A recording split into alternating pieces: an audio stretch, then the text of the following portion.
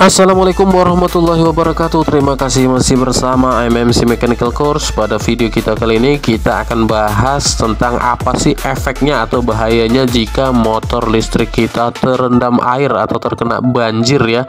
Dan tentunya kita akan bahas juga apa sih solusinya, bagaimana cara mengatasin kalau udah terlanjur terendam air.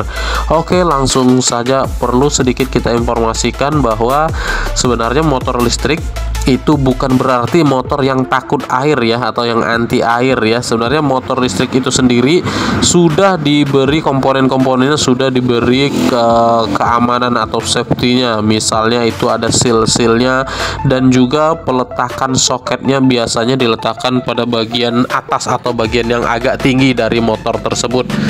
Di sini yang tidak boleh itu motor kita sampai tenggelam full, motornya tenggelam itu nggak boleh.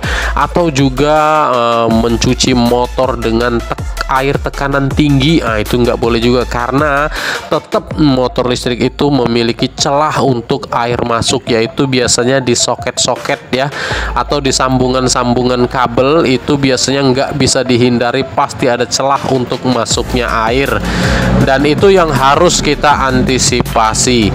Next, langsung saja. Biasanya yang terjadi jika motor kita tenggelam atau terkena banjir, yang pertama yaitu terjadi korsleting.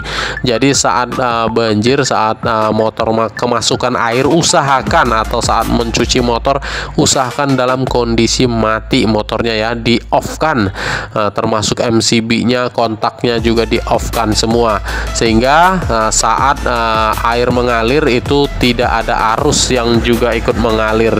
Jika terjadi konslet, kalau udah konslet itu biasanya panas, dan juga bisa juga terjadi, parahnya itu bisa terjadi kebakaran juga, terutama di kabel-kabelnya ya. Itu bisa terjadi kebakaran, ngeri banget tuh ya. Next, selanjutnya kerusakan selanjutnya kalau motor kita terendam air, itu biasanya air bisa menyebabkan korosi atau karat ya, dan juga bisa merusak komponen-komponen motor listrik kita. Nah, jadi air yang terutama air hujan itu mengandung asam, yaitu bisa mengakibatkan timbul karat setelahnya, terutama pada logam-logam seperti aki di motornya. Nah, itu di asnya itu kalau tidak segera dibersihkan itu akan menimbulkan karat dan bisa merusak komponen-komponen motor kita dan bisa mengalihkan fungsinya jadi berkurang ya. Itu sih sebenarnya kerusakan yang terjadi jika motor kita terendam air. Next, selanjutnya bagaimana cara mengatasinya? Yang pertama ya, hindari banjir dong. Kalau ada banjir di depan, kita usahakan cari jalan lain atau cari tempat posisi yang agak tinggi. Jangan sengaja kita melawan arus atau menerjang banjir atau bahkan menyeberangi lautan. Waduh, kelewatan ya nyeberangi lautan. Itu ya yang pertama. Yang kedua ya, kalau udah kemasukan air, usahakan jangan di-on-kan dulu motornya.